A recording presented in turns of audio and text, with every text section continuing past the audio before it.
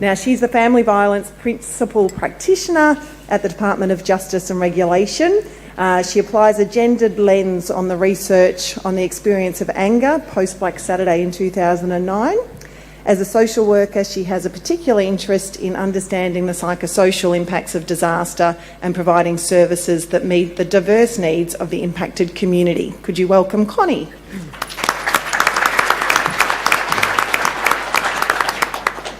Thanks for that. I'll see how many words I can fit into 5 minutes about my research, because actually I am a principal practitioner at the Department of Justice, but I'm going to talk about my PhD research today from Beyond Bushfires at the University of Melbourne, and talk about my research about anger in relation to family violence and what their implications might be. So it's an absolute pleasure to be here speaking with you today, and I think that this is a really critical topic for disaster recovery, and certainly my research revealed that.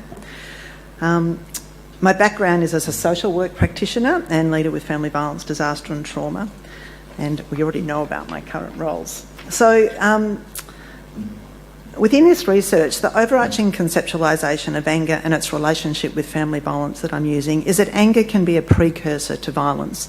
And it is a trigger, it's not a cause. I'm not saying that people become angry and they can't control themselves, but feeling angry can trigger family violence. But of course, it doesn't necessarily have to do that.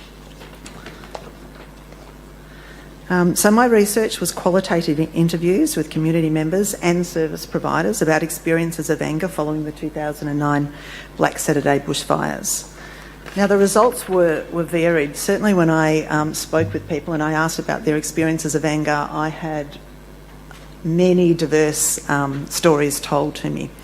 Some of the results are that community members reported that following the bushfires, they got angry for the same reasons they would have been angry pre-bushfires, but what they felt was that their anger was much higher than it would have been before, and they got to that point of being angry much faster.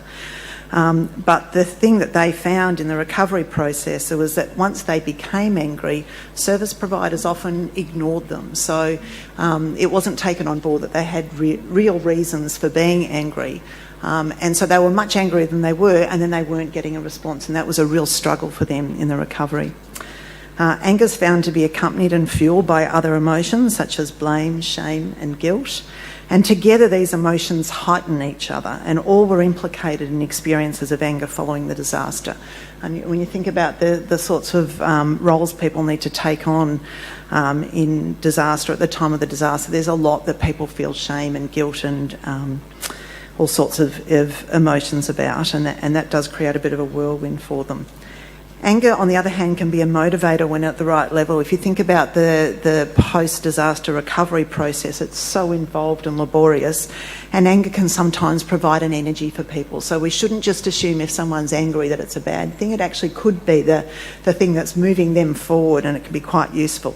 However, anger can, when it's present at that really high and chronic level, what was reported is that that's when it's associated with mental illness such as post-traumatic stress disorder, as well as conflict, abuse and family violence, and it becomes a barrier to accessing support. So once anger gets past a certain level, that's when we're really in trouble, and people really do need support with moving to a different place. Anger causes. As I said, there were a myriad of stories that I heard about what caused anger. But when I put all of those stories together from the interviews, what I heard was that there were a sort of a small group of themes that made people angry.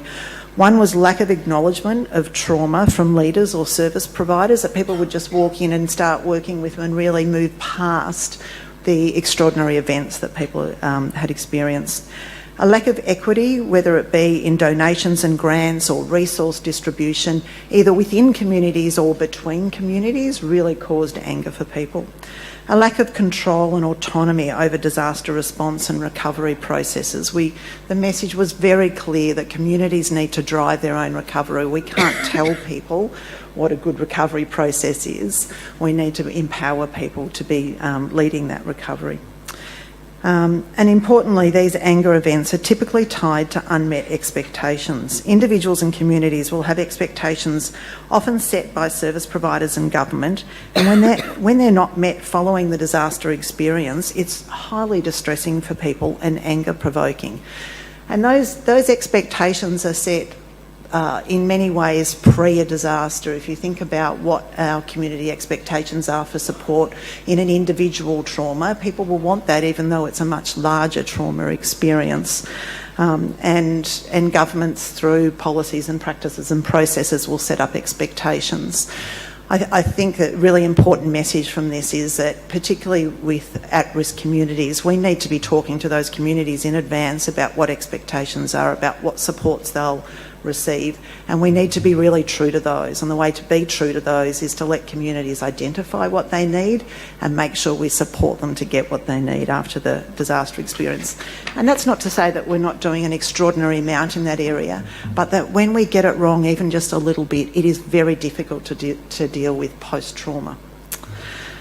In the stories that I heard, there was quite a bit in the stories which related to gender differences, and as we've heard already, that gender is very much a player in the disaster environment, even though in the past we didn't even think about gender very much.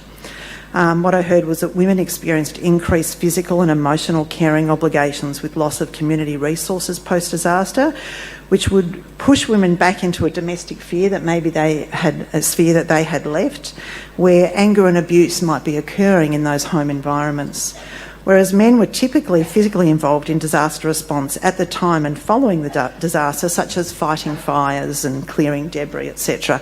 And this went on for some time after the 2009 bushfires. And that was those activities were associated with increased threat.